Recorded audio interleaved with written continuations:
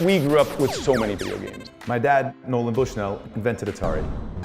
You'd imagine we played every frickin' Atari. Dad was always bringing home the new stuff. Sega Genesis, Japanese Famicom. Games in general have always been a big part of our lives. The other huge thing for me was the circus. You know, one of the earliest memories I have was being at Tivoli Gardens in Copenhagen, wandering around looking at all of the sights and sounds and smells. Really, you know, felt like unbridled possibility, in that space. And it wasn't until, Eric and I started collaborating that all of that life experience started really, coalesce into, the business that we have today. My name's Brent Bushnell. I'm the CEO and Roustabout of 2-Bit Circus. When we began 2-Bit Circus, we were doing a lot of pop-up events, traveling stuff, like a traditional circus.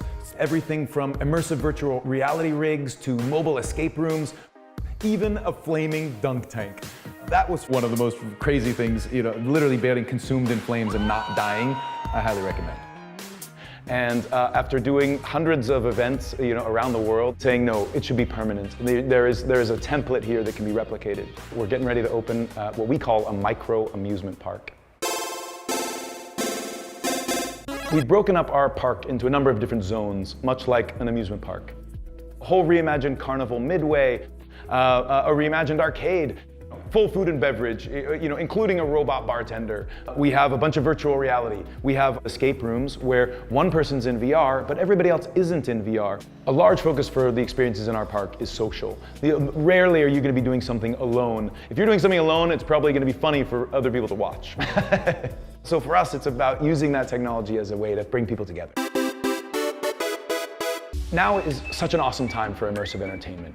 There's so many unexplored domains and territories in this space. We buy online, and there's a glut of retail space.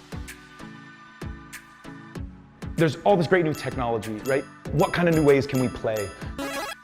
And people want life experience, It's not enough to just say I'm cool because I have a brand on my t-shirt. It's much more cool to have novel life experience and try new things. Life experience is that new currency. There's kind of two kinds of users of a normal amusement park, a day pass holder and an annual pass holder. For us, there's like 10 kinds of users. League players, VIP players, beta night players, lots of different types of users to be able to interact with this park in different ways. When I think about immersive entertainment, there's a graph, and the graph is scalability and immersion. Think Pokemon Go. It's on your mobile phone, amazing, but it's only so immersive in that you're always looking through the screen. On the other end, you have full body tracking, virtual reality, so immersive, not that scalable. And those things are sort of at odds. And part of why we have settled at a permanent park is there is an opportunity for that to bring the scale. This is a platform, the content changes. You finally today can program the world like you used to be able to program computers. Build a design, build a format, and have the business case match your design, and all of a sudden that can go all over the world. So the creator aspect of this, we're the first amusement park with an API. In nerd parlance, an API stands for Application Programmers Interface. So because we've got an API, the kind of content we can put on there is content we make, content we've worked with partners to adapt, or content that other people want to be able to put on there.